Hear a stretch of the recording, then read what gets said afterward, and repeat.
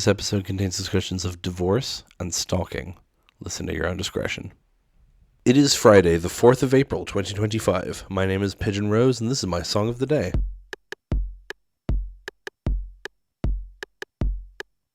Remember way back at the start of this podcast, I talked about Wake Up by Jonathan Coulton. I don't remember if I've talked about another Jonathan Coulton song on this show. I feel like I did at some point, but I don't know what it would have been. I don't think I talked about I Crush Everything or anything like that. Oh, I talked about Regarding Your Brains for Halloween. I know that much. Anyway, today we're talking about his song Nobody Loves You Like Me from his 2011 album Artificial Heart. Now, Jonathan Coulton originally released an album called Smoking Monkey, then released a series of albums called Thing a Week, where he basically made a new song every week for a year. And then he did the Aftermath, which was just like other songs he did afterwards. And then this album, Artificial Heart, was his first album with like a proper like studio and band and everything. And it was produced by John Flansburgh of They Might Be Giants. And a lot of the people who play on it are people who have played with They Might Be Giants, like Marty Beller, who is the drummer for They Might Be Giants, drums on this album. Also, Suzanne Vega's on this album, and fucking John Roderick, also known as Bean Dad. Also notably, this album features Still Alive and Want You Gone, the songs that Jonathan Coulton wrote for Portal and Portal 2, with Still Alive having vocals from Sarah of Tegan and Sarah, so that's interesting. Anyway, the song we're talking about today, Nobody Loves You Like Me, is an interesting one. I am a sucker for a cappella affected vocals. I love 715 Creeks by Bon Iver. I haven't talked about it because those lyrics are indecipherable, but I do love that song. And this song is like that. There is a little bit of synth work in it, but it's mostly the vocals. And that's kind of the theme for the next 3 days. It's 3 songs I wanted to talk about that are similar. And there is a music video that is just kind of Jonathan Coulton sitting there singing the song with the synthesizer in front of him. So let's go listen to it now and then come back in a few minutes and talk about it.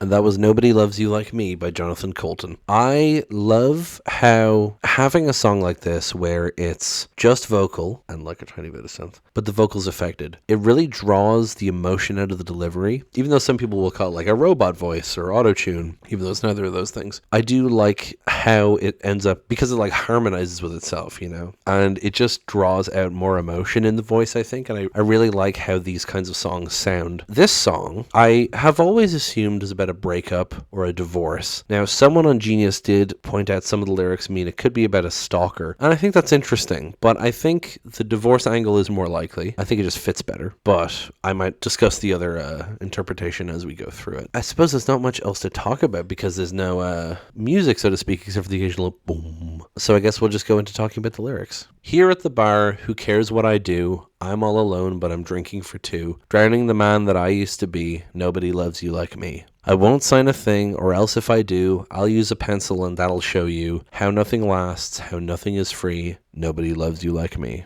I shouldn't stay, I think you'll agree. It's no good for you, no better for me. In the morning I'll go to a place far away, somewhere you'll never find me. So, the way it starts off with here at the bar, it immediately just sets up the kind of tone of the song, you know? But here at the bar, who cares what I do? I'm all alone, but I'm drinking for two. I do love that opening line because even more than just the here at the bar bit, I'm all alone, but I'm drinking for two is a very clever lyric because, you know, the whole idea of a pregnant woman who says she's like, oh, I'm eating for two now. And he's saying how he's alone. There isn't a person there, but he's drinking enough for two people, right? Like he's compensating for the other person not being there because, of course, he is drinking to drown his own emotions. Drowning the man that I used to be. Nobody loves you like me. And I just love that opening set of lines because it really sets up the song. I won't sign a thing, or else if I do, I'll use a pencil and that'll show you. So I won't sign a thing makes it sound like divorce papers. That's why I think divorce. Like it could just be a breakup, but that specific line sounds like divorce papers, right? I'll use a pencil and that'll show you how nothing lasts, how nothing is free. Just being so petty. You know, it doesn't matter. Presumably, if you're signing, obviously I haven't gone through a divorce. If you're signing actual divorce papers, presumably you have to use black pen, right? Because then it'll actually like show when scanned into records and shit. I doubt they'd let you use a pencil, but I like how he's using that as this petty, like, I'll use a pencil because nothing lasts because pencil mark can be erased. And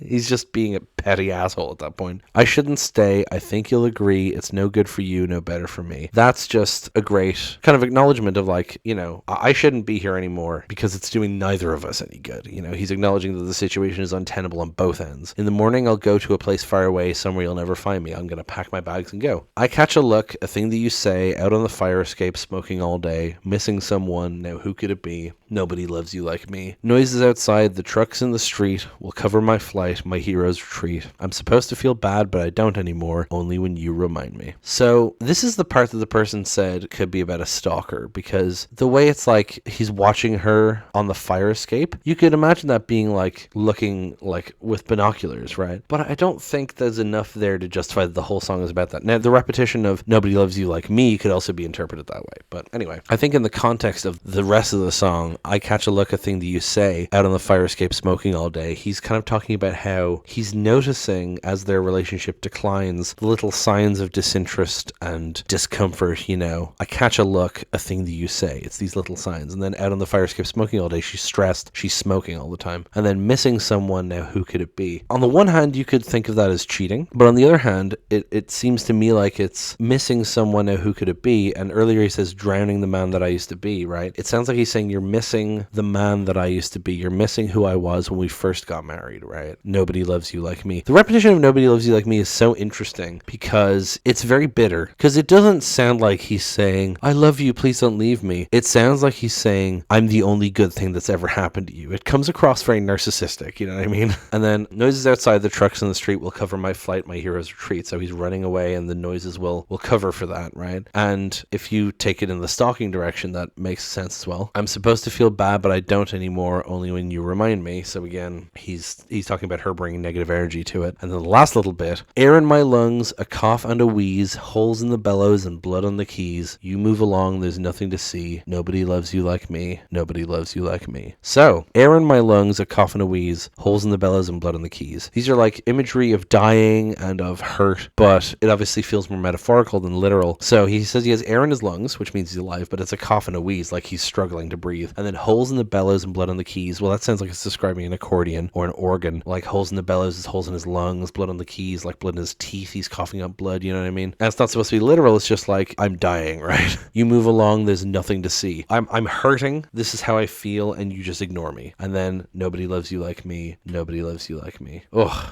Tough song. I really like it though. I really love how you can feel the emotion in it. I love how, because it's so focused on the vocals, you can just really concentrate entirely on what they're saying. This is one I like to sing to myself just because it's only vocals, so I can just kind of go off on it. Yeah, I don't have much to say about it. I just really like this song. So that's going to be it, I guess, for this episode. Thank you so much for listening. Please hit like, hit subscribe, leave a comment down below. Tell me what you think. Tell other people about this show. Thank you so much for listening, and I will talk to you tomorrow. Break it down.